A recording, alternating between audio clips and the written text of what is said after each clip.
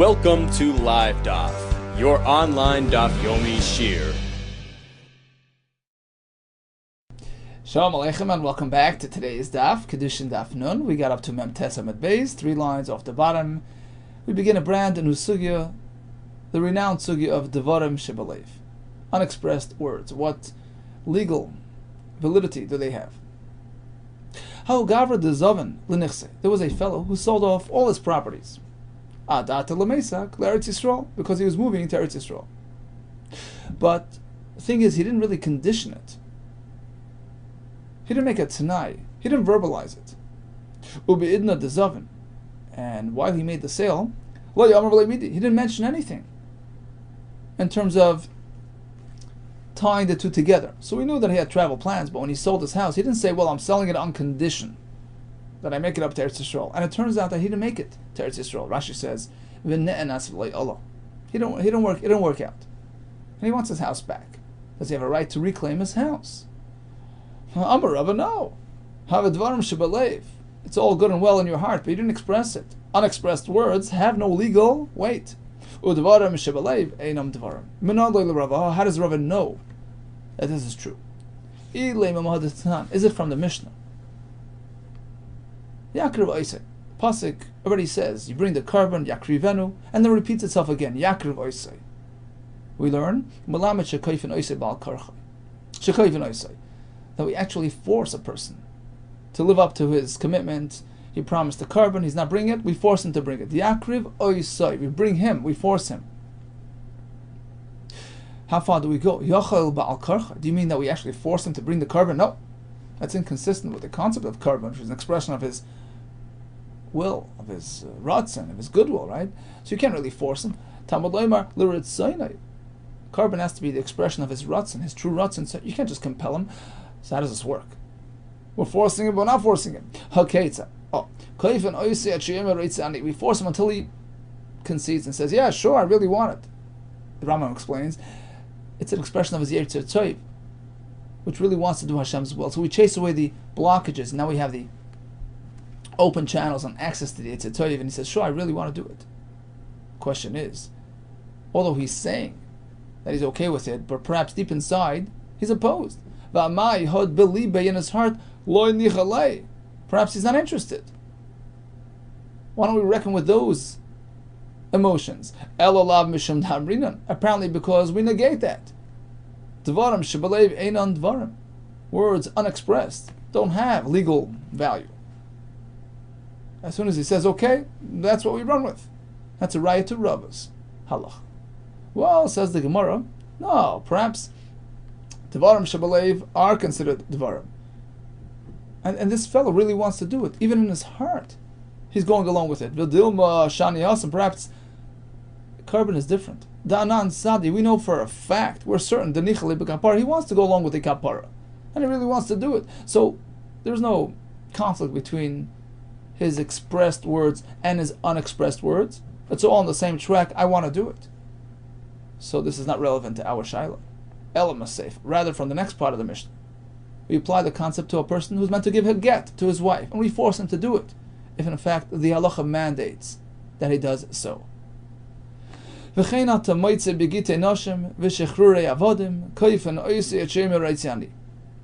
he's meant to divorce his wife or his eved and he's not interested, and we force him to do it, until he says Reitzani, it works.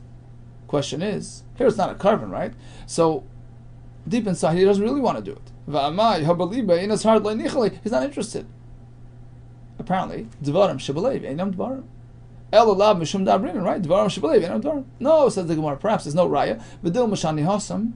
Maybe he really wants to go along with the Chachamim, who are instructing him to do such. Mishum the mitzvah l'shmaya divrei Chacham. He's fulfilling a great mitzvah by going along with the directive of the Chachamim. So deep inside, he really wants to. And therefore, there's no Dvarim Shebalev opposing. And therefore, it's unconnected to Rava's halacha. So bottom line, how do we know? Dvarim shebalev einam dvarim. Ela amar Rav Yosef mehacha. This is the right. Makadesh asa isha. Va'amar kasavar hayisi sheikahenis. He's makadesh an isha, and he claims that he thought she was a kohenes from a kohen family.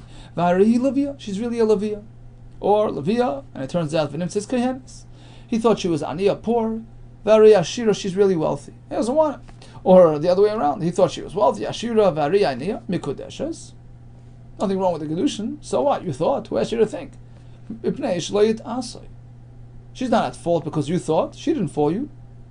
Question is, but still, he was working with a certain notion, and that was his Dvaram Shebalev.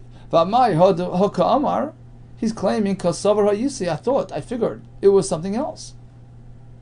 Ela mishum damrina Dvaram Shebalev ein Dvaram. Apparently, unexpressed feelings and wishes do not have any legal effect.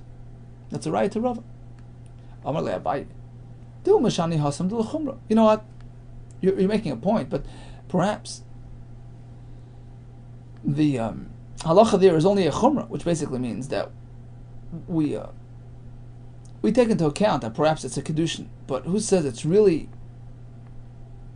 a vadai, a certain kiddushin? Who says that, let's say, somebody else is mekadosh or after this fellow, it won't work because she's already married? It's not clear from the Mishnah that we actually consider it a real kiddushin. Maybe it's only a chashash, it's only the chumrah. We perhaps give it a value of kiddushin, the chumrah, that she needs a get to leave him. But who says it's a good kiddushin? Meaning you have no raya really that we don't reckon with Dvarim Shebalev. Maybe it's only the Chumrah, we're not sure. I'll bring you a raya that we ignore Dvarim Shebalev. Bikulam. So we have this halacha in the Mishnah here, right? That he told her that he's a Kayin, it turns out that he's a Levi, etc. The Kiddushin doesn't work. And even though in all these cases she'll say, well, I was okay with it. I would have gone along with it regardless. I'm okay with anything. It doesn't work. The question is why? If she's really good with it in her heart, why doesn't it work?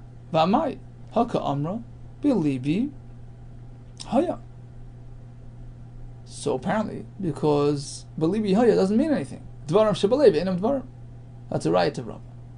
Well, V'dil Mashani Hasan, perhaps there it's different, because even if we'll assume that she was okay with it in her heart, but the Dvaram in her heart are in direct conflict, in direct contradiction to what he told her. He told her he's a Kohen. Turns out that he's a Levi. She's okay with a Levi too. But Dvarim Shebalev certainly can't override words that have been expressed. You see, the whole discussion, the whole story with Rava, with the fellow moving to Eretz Yisrael, he wasn't trying to override. He never discussed, that condition. So in his heart, he had it in mind. So perhaps it's meant to be inserted into the equation. Is it? Is it not? That's the question. But certainly when he said A and he felt B certainly can't override A, which was expressed and verbalized. That's certainly more powerful and more effective. And that's what happened in this Mishnah. He said he's a Kohen. So of course that's stronger. That overrides any sort of notions that she may have. But Dil Mashani Hasan, maybe there it's different. They're given the Asne because once he made a T'nai, he verbalized A, Lav Kol Kimine, Da Akra L'Tnai. So she can't just uproot that condition that he set forth. Lav Kol Kimine, Da Akra L'Tnai. With merely Dvarim Shebalev. It's a totally different realm. He's speaking about overriding expressed words. That certainly can't work. But bottom line, they're not trying to override. They're just trying to sort of complement. Using Dvarim Shebalev, who says it doesn't work. In fact, it was such a story of a fellow moving to Eretz Yisrael, sold his property, wanted it back. Bei Rav Chisda, which was brought to Rav Chisda in the Beis Medrash. Rav Chisda wasn't sure, so he went to ask the question Bei Rav Huna, and they responded Meha from the following Mishnah. So this is a Mishnah revolving around the halacha of Me'ilah. misusing money which belongs to Hegdish. So the halacha is, if you ask somebody to spend your Hegdish money for you, the me'ilah committed is attributed to the owner, to the Baal Bayis. So that's an exception to the rule of Ein Shliach L'Dvar Avera. When it comes to me'ilah, Yesh Shliach L'Dvar Avera. The owner is responsible for what the Shliach does on his behalf in terms of misusing and diverting Hegdish property. So he told the Shliach, go get me some, go retrieve some of the money which is sitting at the chaloin on the window, or Minad Luskuma, in this container, and go buy something for me in the marketplace. And the Shliach followed instructions. He took that money and spent it. Even if the Baal Bayis claims, 1 second, no, there was other monies there as well. It was my private money sitting next to it. You should have taken that money. I meant the other money sitting by the on the windowsill. If the Shliach took the Hegdish money and used it, Baal Bayis small, the owner committed me'ilah. Why? Amai. Right? Why is he responsible? Amai. Haka Belibi. He's claiming that he had something else in mind. Apparently, unexpressed words have no value. That's a riot to Rava. Says the Gemara, no, not so fast. Maybe there it's different. Maybe typically, Devarim Shebelev have value. But there, we don't trust him. He's just trying to absolve himself from the Karban Me'ilah. He's just lying. So that's why we don't believe it. As opposed to a fellow who we know was moving to Eretz Yisrael, and he was packing up, and he was clearly being genuine. So perhaps there we do believe him and reckon with his Devarim Shebelev. So there's no right from here. Well, says the Gemara, if that was the reason, because we don't trust this fellow with respect to the Karban, if he wanted to wiggle out of the Karban, he had a much more simple way to do so. You know what he could have done? He could have said, I'm amazed. I did it knowingly and willingly. The owner could have said so, that I spent the money willingly, in which case there's no Karban. So if he wants, he could exempt himself from Karban, just claiming that. And there's no way to override that and dispute that. Well, says the Gemara, that's not really an option. He wouldn't have said that. Nobody likes to present himself as a Rasha. I was mayil willingly. That's not really an option. Well, he had another option if he really wanted. You know what he could have said? Yeah, it's true. The Shliach took the money which I asked him to take, and he went to buy it for me. But en route, between when he took the money and he actually spent it, I reminded myself that in fact it was Mammon of Hegdish, in which case now I become Pater from Karban Me'ilah, and he's responsible.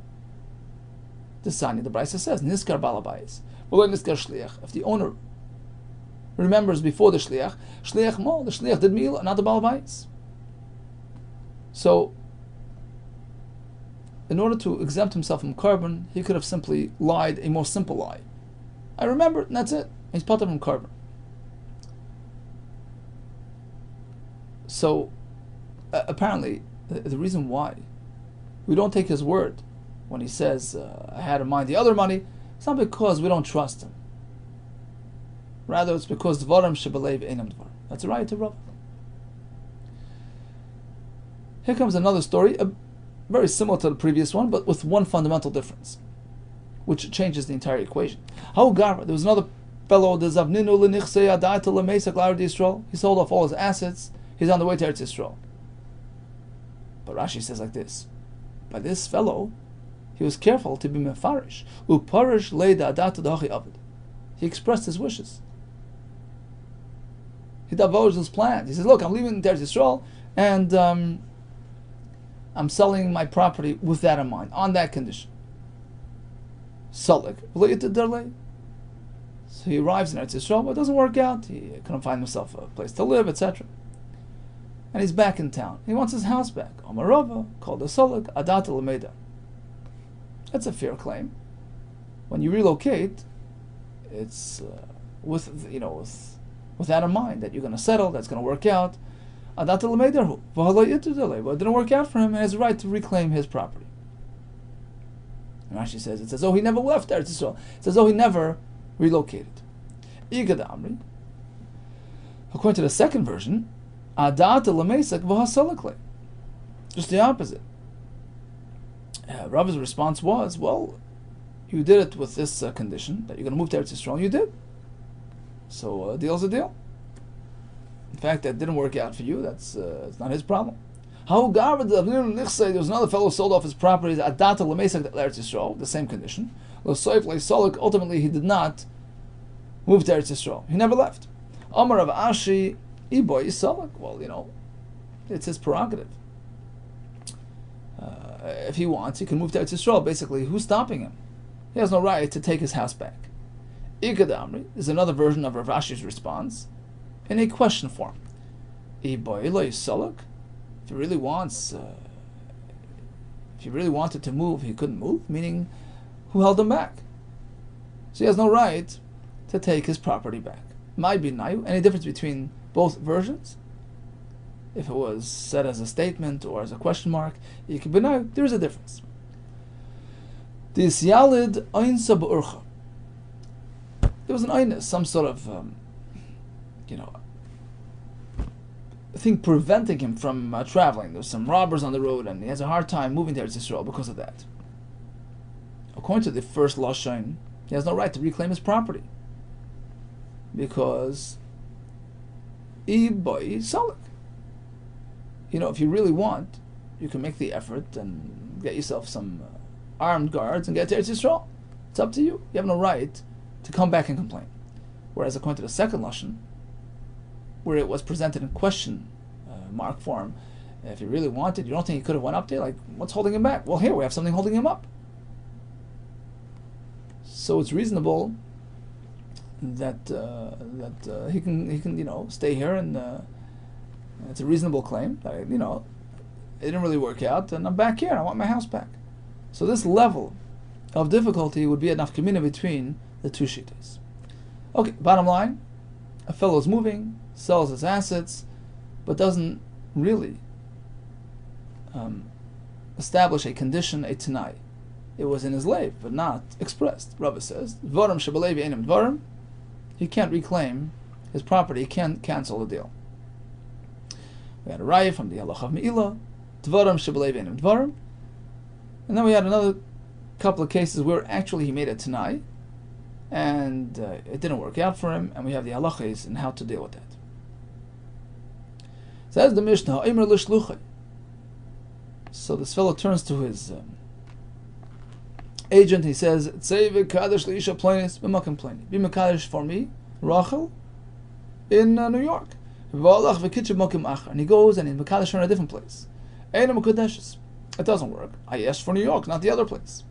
But if he says, "Look, be mekadosh Rachel," who happens to be in New York, harahi b'makom plani. So he's not insisting on location. He's just sort of showing him the way. V'kitchav b'makom acher. So even if he did the kiddushin elsewhere, harahi mekadeshes, it works. With Tanan Nami Abigitin Ki Gavna, we have the same halacha when it comes to delivering a get. Is it insisting? Was it just a reference point? Ha'imar Tnu gets Eli Ishti B'makim Plain. Here, take this get, give it to my wife in this specific location. When a son of Makim Ach, and he gave it to her in a different location. Possible, it doesn't work because he wanted that location specifically. However, if he says give it to her, Harahi B'makim Plain, she happens to be in this location. And he found her elsewhere and he gave it to her there. Kosher, it works because he wasn't particular about that location. He was just sort of advising him in terms of where to find her. So the same halacha, like we have in our Mishnah, we have by Gittin as well. But Tzricha, why was it necessary for the Mishnah to repeat the halacha by Gittin and by Kiddushin? There's a Kiddush in each one. If we only discuss it over here by Kiddushin, Mishum, kurva ka'asi, because he's trying to bring her closer to him, he's trying to marry her. And therefore, there's reason to believe that he prefers this town specifically. By Asra Ruchamuli. In this town they like me, I have friends there. They're not going to badmouth me there, and it's not going to derail my shidduch. So I want this place, as opposed to the other place where people dislike me there. I don't want to, expose myself there. By Astra, suddenly the other place they dislike me. Mamalali, Mili, Iloyai, they're bad mouth me. They'll give bad information. I don't want you to do the Kiddushin at that place. So there's a reason why he wants this location, as opposed to the other location, and has a right to insist on it. That's when it comes to Kiddushin. He's trying to, build a family. Aval gabi gittin, as opposed to divorce. He's distancing her, sending her away. Who cares? Who says he really cares this location or that? And that's why the Mishnah says, yep, even there he has the right to insist. We only discuss the case of the get. There's reason to believe that he very strongly prefers this place as opposed to the other place. He wants this specific place to Nivazi because it's embarrassing for him. Rashi says, so he prefers a place where people don't know him. He doesn't want to be embarrassed in the other place. When it comes to Kiddushin, where this factor is non-existent, perhaps he doesn't really care. Comes the Mishnah and says, yeah, tzricha, that's why we need this Mishnah as well. Whether it's Gittin or Kiddushin, he has a right to request and have his request fulfilled. Continues the Mishnah. Makadish is Isha Mana Sheina Leonadar. He's Makadish an Isha on condition that she's not bound to any vows. It turns out she has. The whole thing is done and over with. Let's say he didn't actually express that condition. He did a Kiddushin without expressing this tonight. After he marries her, turns out she has vows that he's not interested in. So we're not sure really, what the presumed mindset is. He didn't express it. Should we assume that it's not a Kiddushin or not? So Teitish Lebiksuva, he has to give her a get, just in case it's considered a proper marriage. But she has no right to collect from the Ksuva because she misled him. Same thing regarding body blemishes. So he does it on condition that she has no blemishes. If an imtzu b'mumin, she turns out she has. Ein mukadeshes doesn't work. But let's say he married her without explaining it, and then he discovers the woman teitzish lebiksuva. She needs a get, but no ksuva. And the Mishnah concludes, v'chol kol hamumin hapoislim b'kohanim poislim b'noshim. The same list of blemishes discussed by kohanim in the Mishnah and Bechoros. All those conditions which invalidate a kohen from serving the Mikdash, the same thing applies to the Nashim regarding Kiddushin. They're considered substantial mumen which can interfere with Kiddushin. Now this very same exact Mishnah we have in Maseches Ksubos. Utnan nami gabi Ksubos kai gavna. The question is why? Why the repetition?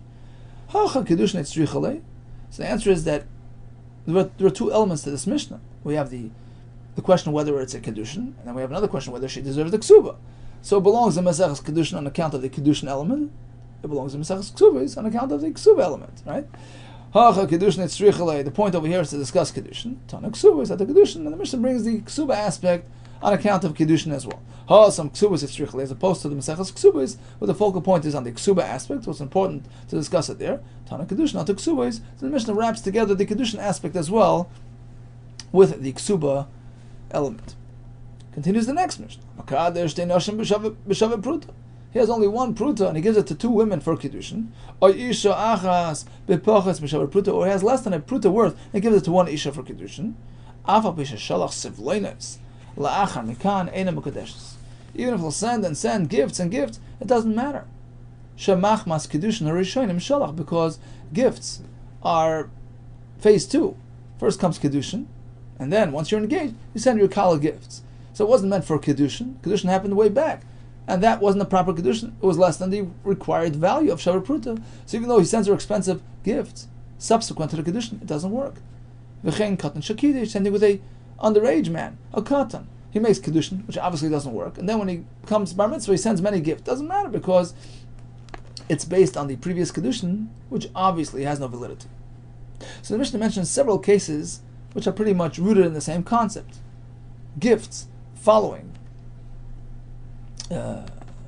deficient Kiddushin don't really compensate for the Kiddushin. Utzricha, why do we need all the different cases in the Mishnah? Which are pretty much teaching us the same point. Or there's a Chiddush in each one. Di Ashminan Shava Pruta. If we only discuss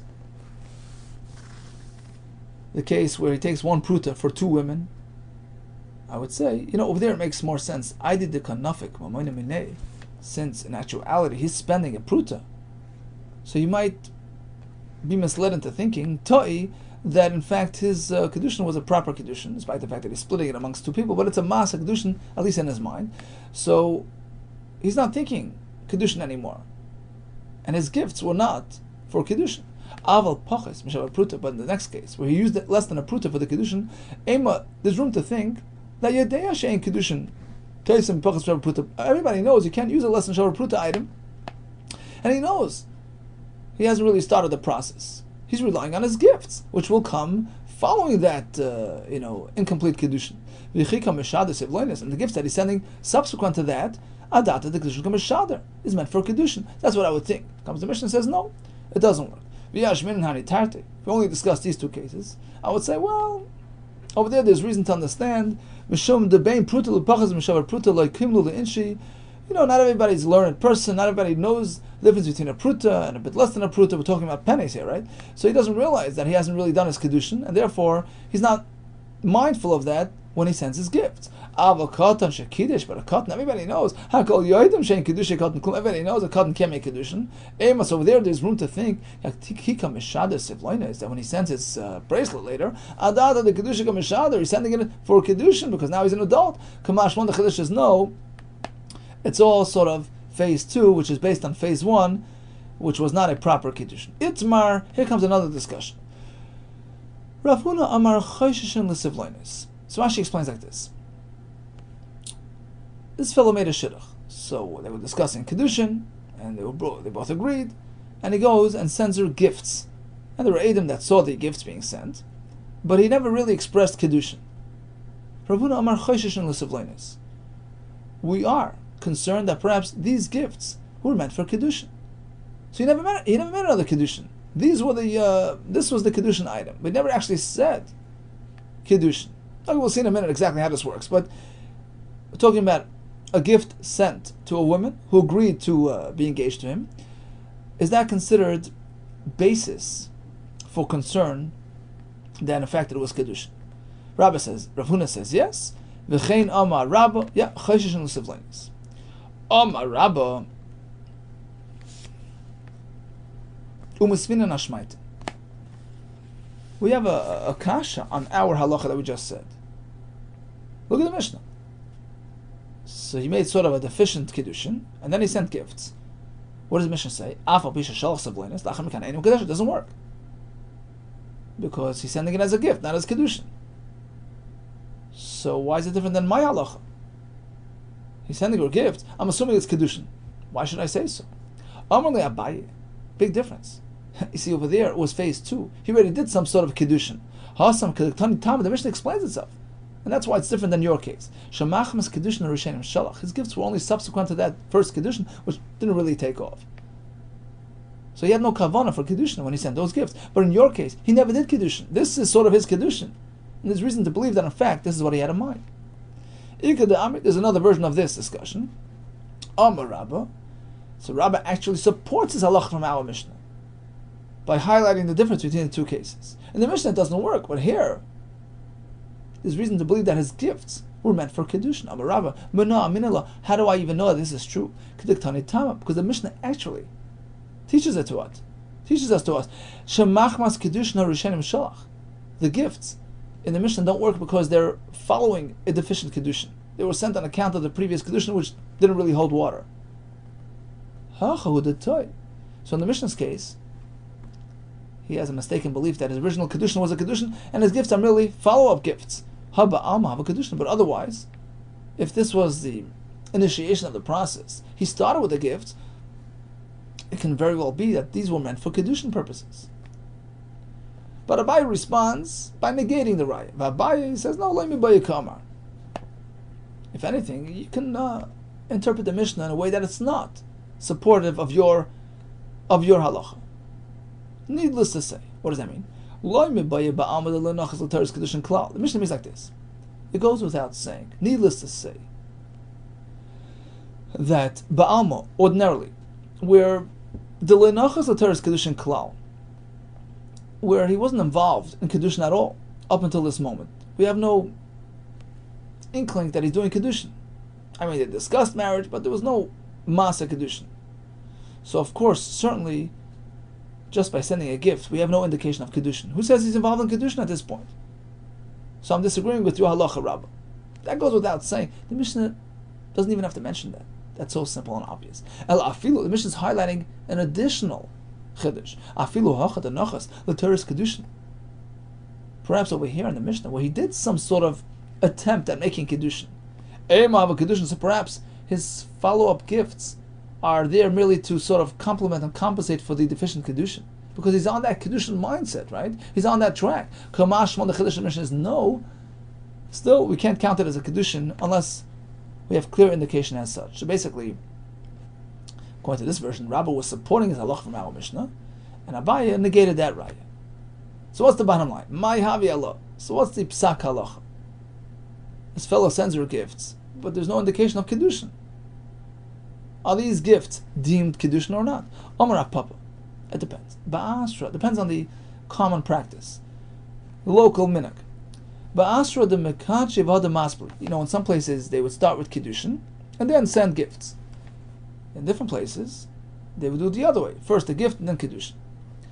Ba'asra the mekachi v'hada masabli, where they do kiddushin as step one and then they follow it up by sending gifts. Chayshinan. So now we have reason to be concerned that his gifts that are being sent now are really for kiddushin, because you don't do gifts before kiddushin. So these are the kiddushin gifts. But if it's the other way around, misabli v'hadar mekachi, in a place where they first send gifts and then they follow up with the kiddushin lechashinan, so there's no reason to believe that these gifts are kiddushins. They're gifts that precede the kiddushin. Okay, so that's a fair conclusion. Says the Gemara. 1 second. Mekachi v'hadar masbali. So you're telling me that where the minhag is to start with kiddushin and then follow with gifts, so the gifts that this fellow sent arouse a concern of kiddushin? Well, obviously, pshita, of course. You don't send a gift before kiddushin. It's pretty obvious.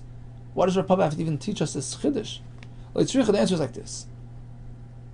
There is a case where it's going to be, a chiddush. It's not going to be so clear. The ruba mekachi, let's say it's not, clear cut. It's not straightforward. We have a place where most people do kiddushin and then gifts, but some the other way around. The ruba mekachi v'ada misabli, but some go the other way. In miuta, there is a minority that do misabli, first gifts, v'ada mekachi, and then kiddushin. Okay, so that's the case. Most people do kiddushin first, and some gifts first.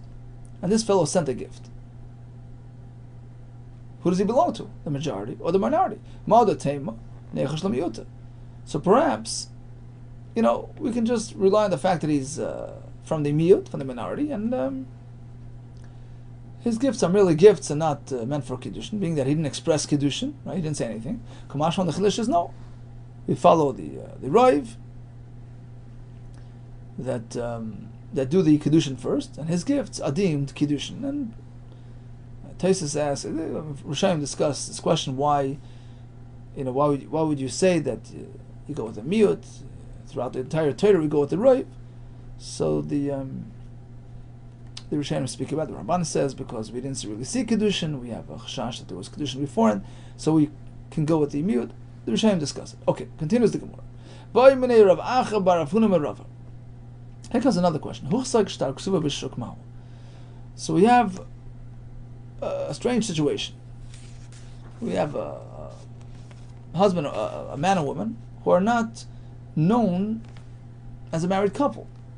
We have no indication that they got married, but we do know that there is the Adam saw a fellow holding a ksuba, shtar ksuba, mentioning a certain woman's name.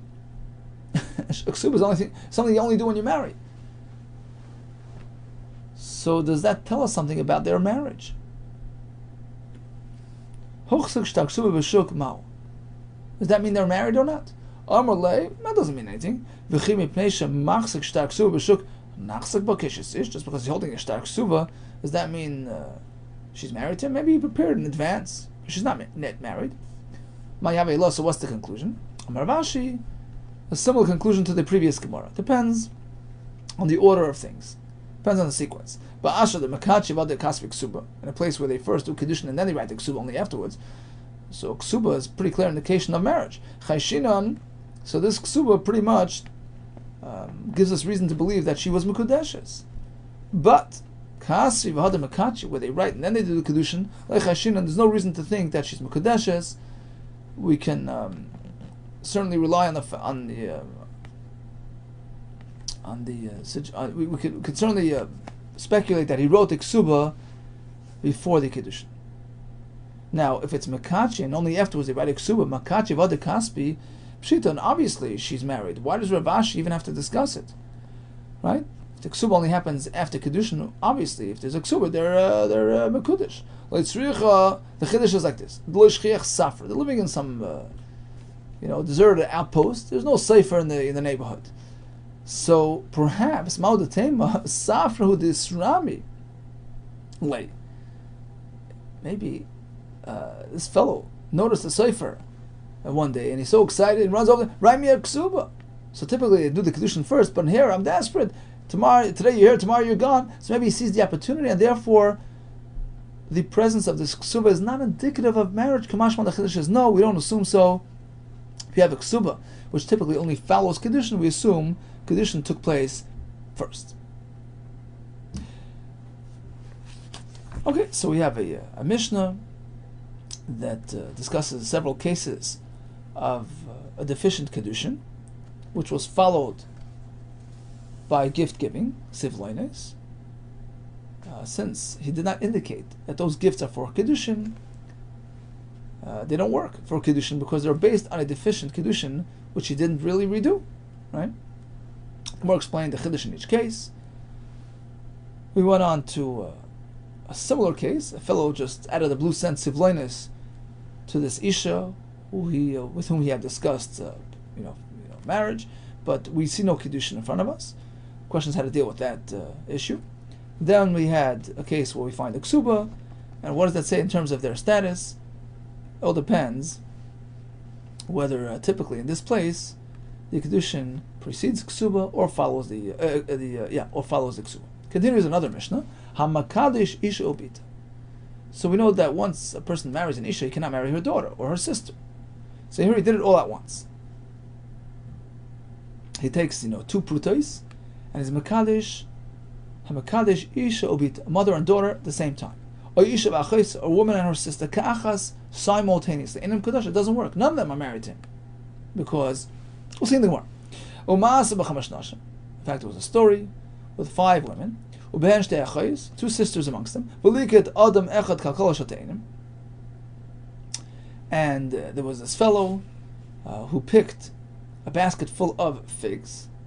Vishala and Haisa, who was their basket. The more explain all these details. Vishal Shvius Haisa, and the fruit were from Shemitah fruit, Hefker fruit. V'amar, and he turns to the Chamesh Nashim and he says, Hari kulchem mekudashes li b'kalkalazu. Take this basket. All 5 of you are mekudash to me. V'kibla achas men adei kulan, and one isha accepted the kedushin on behalf of the entire group. V'amar chacham responded that it doesn't work. Ein achais mekudashes, that although the unrelated women are mekudash, but the 2 sisters are not mekudash. Any one of them, none of them are mekudash to him, and that's consistent with our Mishnah.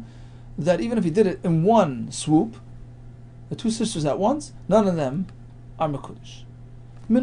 How do we know this is true? I understand that once you marry Isha, you can't marry Yachaisa, but who says if you do it at once, it doesn't work? Omar Rami Bar Chama the pasuk says as such. We have a pasuk. V'isha lachaisa l'sikach litra. You can't be mekadesh 2 sisters. Hatayra Amra b'shah shanasu tzaros zulazu. So tzaros is a reference to co-wives, right? So if they become tzaros at once, meaning one man has a kedushin on both of them at once, it doesn't work. Lo yehei lo lekuchem afilu b'achas mehen. So it's a pasuk. Even if you do it at once, you choose to do it simultaneously, you make them tzaros to each other in one shot. You're taking them both as wives together. The kedushin doesn't apply to any one of them. Amalei Rava, so Rava responds to Rami Bar Chama, who sourced it in a pasuk. Yachi, if that's true, so none of them are really married to him now. His attempt was futile, right? So why does the pasuk say that if he engages as married with any one of them, he gets karis? What do you mean? There's no isser. It was a non-starter. There's karis regarding interacting as married with one's wife's, true wife's sister. But none of them are his wives. It never happened. Right? If there's no Kiddushin at all in any of them, Chorus B'Mechayiv, why is there Chorus? None of them are married to him. Elam Aravas is like this. It's not based on the Pasuk. The Pasuk is speaking where he married them, he engaged them, one after the other. Sequentially. So he married one Isha, and then he got involved physically as married with the other one. Then there's Chorus, because the first one is really his wife. The halacha in the Mishnah is not rooted in the pasuk umas nissen, whereas the halacha in our Mishnah, what is our Mishnah speaking about? He approaches two sisters at once and makes kiddushin on both. None of them work. That's not based on a pasuk. That's a simple svara. It's logic. Kedei Rabba, Damar Rabba. If you can't do it sequentially, you can't do it simultaneously. There's no room for both of them. If it's not something that you can do, one thing following the other. Right, once he marries Rachel, he can't marry Leah, the sister. It doesn't work. So even if he chooses to do it simultaneously, they're incompatible. They're mutually exclusive. And therefore, none of them work. So it's a svara that none of them are mekudashis.